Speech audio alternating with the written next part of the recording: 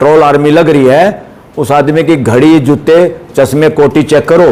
वो तो सूट ही पहन के खड़ा होगा था सोने चांदी का, और उस पर लिखवा लिया था नरेंद्र मोदी। जो लोग टारगेट करके हिंदू विरोधी, फलाना विरोधी, उससे हो सकता है सीजीआई को भी एक बहाना उसको मिल गया हो कि सीजीआई को पकड़ो, सीजीआई को प्रेशर में डालो, फिर जैसे चाहेंगे ऐसे काम हो जाएंगे।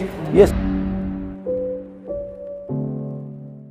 सर, सीजीआई जो गवई साहब हैं उनको आजकल कहा जा रहा है कि ये हिंदू विरोधी हैं, कैसे देखते हैं आप उनको? नहीं, ये बिल्कुल गलत बात है। कोई हिंदू विरोधी नहीं है। सच्चाई कहने से अगर कोई कहेगा ये हिंदू विरोधी है, हर झूठ का, हर ढोंग का विरोध करना ही सच्चा इंसान है, सच्चा इंडियन है, सच्चा सिटीजन है, चाहे वो चीफ जस्टिस हो, चाहे कोई एडवोकेट हो। उन्होंने कोई ऐसा काम नहीं किया जो हिंदू विरोधी हो। कहा जा रहा है हिंदुओं का अपमान किया है, उन्होंने टिप्पणी की है। किस बात पे? विष्णु की मूर्ति को लेकर। देखो, अरे भाई, वो विष्णु की मूर्ति की ठेकेदारी जो लोग ले रहे हैं, उसको पता है कि विष्णु की मूर्ति थी या किसी और की मूर्ति थी? ये कौन बताएगा? याचिकाकर्ता तो यही कह रहे हैं ना। नहीं, उसको कैसे पता चले किसकी मूर्ति थी? जिसकी गर्दन नहीं उसकी लाश का कैसे पता चला? कौन सा फार्मूला लगाया उसने? आप भी अपमान कर रहे हैं, देखिए। अरे छोड़ो ना अपमान। मैं तो हिंदू धर्म की कुरीतियों को दूर करने में रोल अदा कर रहा हूँ कि कोई भी नॉनसेंस पे आधारित कोई भी संप्रदाय नहीं टिक पाएगा। उसका विरोध करना हर नागरिक का परम कर्तव्य है, फंडामेंटल ड्यूटी है। ढोंग के विरोध खड़े होना, ढोंग का विरोध करना, सच्चाई का साथ देना। जो भी ढोंग अस्तित्व के नियमों के खिलाफ है, वास्तविकता के खिलाफ है, अप्रमाणित है, वो ढोंग है। उस ढोंग का विरोध करना, उसके खिलाफ बोलना हर भारतीय का मौलिक अधिकार है। तो वो ढोंग था सर, जो मूर्ति का उन्होंने, भाई एक मूर्ति है, एक मूर्ति टूटी हुई है, और वो आज के दिन आर्कियोलॉजी डिपार्टमेंट के अंडर में है। वो डिपार्टमेंट क्या काम करता पता आप लोगों को?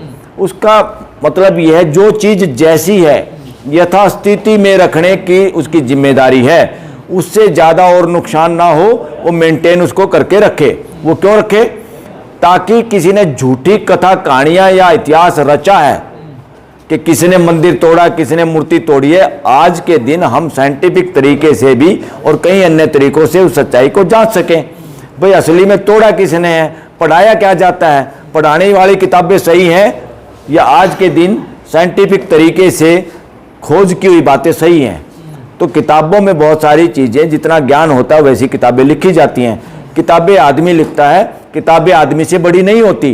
इंसान अस्तित्व को पढ़ता है, समझता है और किताबों में लिखता है, कल्पनाओं में कविता लिखता है। तो कोई भी किताब ऐसी नहीं जो इंसानों से बड़ी हो।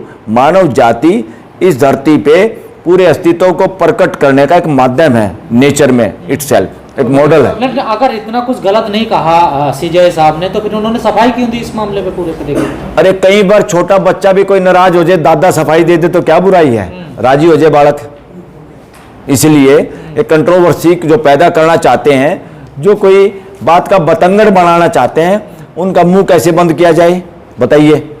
उन्होंने इसलिए वो कहा भाई हम तो सबका आदर करते हैं, और हम सबका आदर करते भी हैं। तो इतना टारगेट क्यों किया गया उनको?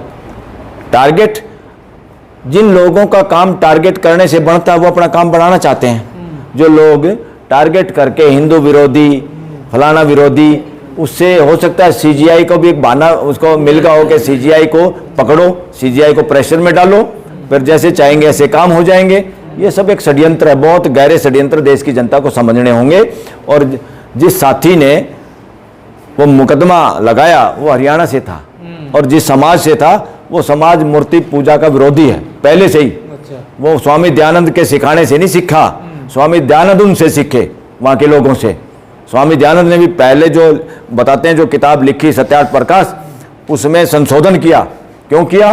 क्योंकि वहाँ के लोग उस चीज़ों से ज़्यादा जानते थे, समझते थे, जीते थे। उन लोगों को कैसे कंट्रोल किया जाए, फिर उनके हिसाब से तो बोलना पड़ेगा। तो जो कुछ किताबों में लिखा जाता है वो अस्तित्व में समाज से समझा जाता है, तभी लिखा जाता है। अम्बेडकरवादी है सीजीआई, बुद्धिस्ट है, इसलिए उनको टारगेट किया गया है। अरे अम्बेडकरवादी तो हम भी हैं, अम्बेडकरवादी तो सारे हैं। आज जय भीम का नारा किसी डॉक्टर बी आर अम्बेडकर के नाम नहीं रहा। ये जय भीम का नारे का मतलब पूरी दुनिया में ये यूनिवर्सल नारा बन गया है। इसका मतलब है समता, समानता, मानवता, भाईचारा, संविधान, कानून की व्यवस्था, संविधान की व्यवस्था, तो जय भीम एक ऐसा नारा बन गया, ये यूनिवर्सल जो नारा, CJI ये दुनिया के साहब देशों में बोला जाने लगा। के साथ हैं जो उन्होंने कहा कि भगवान से जाके प्रार्थना करिए वही कुछ करेंगे आपका, आप उनके बयान के साथ हैं? नहीं, मैं ये कहूँगा आज मेरे से मेरा बच्चा भी कहे कि मेरा ये होगा, मेरा तो भगवान नाराज होगा, मैं तो फेल होऊंगा क्लास में, फिर हम कहेंगे भाई जो ऐसा तो कोई सौदा है नहीं नेचर में जो तेरे को फाइल और पास करेगा, तू मेहनत करेगा तो पास होगा, नहीं तो फेल होगा। तो कोई ये प्रेयर वरेयर के धंधों में गोरख धंधा, मैं कहूँगा ये मेरा अधिकार है बोलने का, मैं प्रेयर वरेयर में कोई विश्वास नहीं करता, क्योंकि प्रेयर करके हमने बहुत देखा, कोरोना में भी प्रेयर करी, कई हमारे जानकार मर गए प्रेयर करने के बाद भी, प्रेयर करने के बाद कई बार बहुत घाटा हुआ, प्रेयर करने के बाद कई बार पैसे ही नहीं आए टाइम पे जब पैसों की जरूरत थी, तो कौन सी प्रेयर भाई, किसके पास है प्रेयर? याचिकाकर्ता मैं चैलेंज करता हूँ, मैं चैलेंज करता हूँ ऐसे सो-कॉल्ड ढोंगियों को कि कोई एक प्रेयर बताए और उसका रिजल्ट साबित करे। ये साइंस का जमाना है, आप प्रेयर करते हैं रिजल्ट आता है, उसको भी आप साबित कर सकते हैं, उसको अध्ययन का विषय है ये। मलिक साहब, अम्बेडकरवादी माना जाता है सीजीआई को, तो देश के अम्बेडकरवादियों को निशाना साधा जा रहा है, वो अरे निशाने पर हैं। आज ये संविधान हमने सबने आत्मसात कर रखा, जिसने संविधान आत्मसात कर रखा वो सारे तो अम्बेडकरवादी हैं। अच्छा, अरे जो संविधान के ड्राफ्टिंग कमेटी के चेयरमैन थे, एक तरह से डायरेक्टर थे इसको लिखने वाले, तो डायरेक्टर के हिसाब से तो फिल्म बनती है। हमारे यहाँ वकील जो मेन वकील होता है वो अपनी पूरी टीम को डायरेक्शन देता है, ड्राफ्टिंग कैसे करनी है उसको चेक करता है, उसको चेंज करता है, फिर उसको कैसे टाइप करना है उसको पता होता है, मेरे को आर्गुमेंट कैसे करने हैं। तो इसका मतलब ये नहीं कि टीम का सहयोग है, मगर मेन रोल डायरेक्टर का होता है। लेकिन सर देश के न्यायाधीश को सभी धर्मों का सम्मान करते हुए उनकी आस्था का भी ख्याल रखना चाहिए था। देखो बात सुनो, उनकी आस्था को ठेस पहुंची है। नहीं, सम्मान सबका होना चाहिए। हम घर में सम्मान करते ना, हम तो सड़क पे चलना हुआ, हमारा कोई भाई बंधु मानसिक रोग रूप से विकलांग, उसका भी सम्मान करते हैं ना ये देश। हम उसको वो नहीं कर सकते, उसको एक अच्छी जगह इलाज उसकी कोशिश करते हैं। कोई गरीब है, लाचार है, बीमार है, इवन कोई मरा हुआ भी पड़ा है, उसको भी अपना मान के हम संस्कार करते हैं ना, उठाते हैं ना, दया आती है ना। कोई बच्चे को कोई पीटता हुआ नजर आए, चाहे बच्चे ने गलती भी की है, तब भी हम रुक जाते हैं ना सड़क पे, क्यों मार रहे हो बच्चे को। तो ये चीज़ें तो पूरी मानव जाति में है, पूरी मानव जाति का एक ही सॉफ्टवेयर है। ये जो लोग सत्ता और चालाकी और षड्यंत्र और जो शोषण करने की मानसिकता से भरे हुए हैं, ये बीमार लोग हैं, और ये बीमार लोग हमेशा इसी तरह का बहाना बना के उसका बेनिफिट उठाना चाहते हैं। लेकिन सर चुटकी ले रहे थे ना सीजीआई साहब, तो चुटकी ले रहे थे ना, देखिए। अरे भाई सारा दिन माहौल जो हो रहा है और वहाँ सीरियस बैठे, बीच बीच में एक आधी बार हंसी मजाक कोर्ट में चलता रहता है, और ये चुटकी लेने का मतलब किसी को अपमान करना नहीं है। चुटकी लेने का तो ये है कि कोई सबूत आता है। पहली बात तो ये चोर दरवाजा था, इसके जरिए क्या हो सकता था कि एक बार किसी मूर्ति को हटवा के वहां विष्णु की मूर्ति टेक दो, तो फिर तो जितनी मूर्तियां टूटी हुई है, बहुत सारे लोग कहते हैं तोड़ने वाले भी ऐसे ही लोग हैं, और ये तोड़ने वाले लोग हैं। अब वो साबित हो रही है, कार्बन डेटिंग से, नक्शे से, फोटोग्राफी से सिद्ध किया जा सकता है वो तोड़ी हुई है। और उन तोड़ने वालों का कोई ऐसा नहीं लग रहा कि ये तोड़ने वाले कोई दूसरे धर्म के लोग हैं, ये तोड़ने वाले वही ठेकेदार हैं जो हिंदू धर्म के ठेकेदार बने बैठे हैं। तो इसलिए वो इन सारी मूर्तियों को, टूटी हुई मूर्तियों की जगह जहाँ कब्जा जमाए बैठे हैं, मंदिर बनाए बैठे हैं, वो बौद्ध स्थानों पे, अब वो परमानेंट बात पक्की हो जाए, कोई झगड़ा ही खत्म हो जाए कोर्ट के जरिए, और वो सारी मूर्ति जो टूटी हुई है वो परमानेंट दूसरी मूर्ति लगा लो भाई, ब्रह्मा विष्णु महेश की। लेकिन तो सर इनसे पहले जज हुए हैं गोगोई साहब, उन्होंने डिसीजन दिया था 2019 में आस्था के आधार पर, वहां तो मंदिर बन गया था। किसने? उन्होंने बेवकूफ़ी भरा फैसला किया। मैं पहले कह चुका हूँ, सबसे घटिया जजों में से कोई था तो गोगोई था, एक अरुण मिश्रा था। इन लोगों ने बेड़ा गर्क कर दिया जुडिशरी का, और इसलिए कई लोग बार बार इसलिए ये बात कहते हैं कि अंग्रेजों ने कोई ऐसी बात कही, वो शोध का विषय भी है, सबूत का भी विषय है, कि ऐसी बात कही कि ब्राह्मणवादी लोगों में न्याय करने का वो नहीं है, चरित्र नहीं है, इनको जज ना बनाया जाए। और कौन है ये जज बताओ? गोगोई कौन है? अरुण मिश्रा कौन है? ये सारे अगर उस आधार पे देखें तो वही लोग हैं।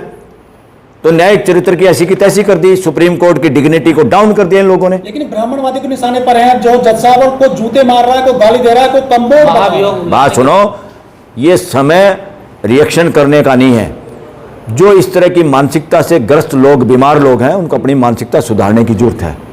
संवैधानिक मानसिकता, मानवीय मानसिकता बनाने की जरूरत है, इससे कुछ नहीं होगा। और अब आके बहुत सारे लोग ये बात करते हैं। अभी भी मान लो किसी की पार्टी सत्ता में है तो कितने लोग पार्टी बदल के सत्ता वाले पक्ष में चले जाते हैं, क्योंकि सरकार है, कुछ फायदा उठाने के लिए चले जाते हैं। ऐसे ही अगर जेनेटिक स्टडी की जाएगी इस देश के अंदर, उन लोगों की, चाहे वो ब्राह्मण हो, क्षत्रिय हो, शूद्र हो, वैश्य हो, बहुत सारे लोग इधर उधर से इकट्ठे हो गए उस वर्ग में शामिल हुए जिसमें सबसे ज़्यादा सर्वोत्तम जगह थी, बेनिफिट थे। तो ये सारी की सारी इन बातों में जाने के बजाय नहीं, अम्बेडकरवादी का मतलब है सच्चाईवादी, अम्बेडकरवादी का मतलब है मानवतावादी। लेकिन वो कह रहे हैं कि गवाई साहब ने 72,000 के जूते पहने हुए हैं, इनकी इतनी तनख्वाह है क्या? 72,000 की तो अपने उसका जिसके पक्ष में ये ट्रोल आर्मी लग रही है उस आदमी की घड़ी, जूते, चश्मे, कोटी चेक करो, वो तो सूट ही पहन के खड़ा होगा था सोने चांदी का, और उस पर लिखवा लिया था नरेंद्र मोदी कितने लाख का। ये सारी बकवास करते हैं, ट्रोल आर्मी है। इस ट्रोल आर्मी के चक्कर में देश का कोई नागरिक ना फंसे। देश के युवाओं से अनुरोध है, जो इस तरह की ट्रोल आर्मी करते हैं ये सारे पेड एजेंट हैं और इस बीजेपी आरएसएस के कार्यक्रम के हिसाब से ये ट्रोलिंग करते हैं। खबरों में बने रहने के लिए फोरम 4 को सब्सक्राइब करें और नोटिफिकेशन पाने के लिए बेल आइकन दबाएं।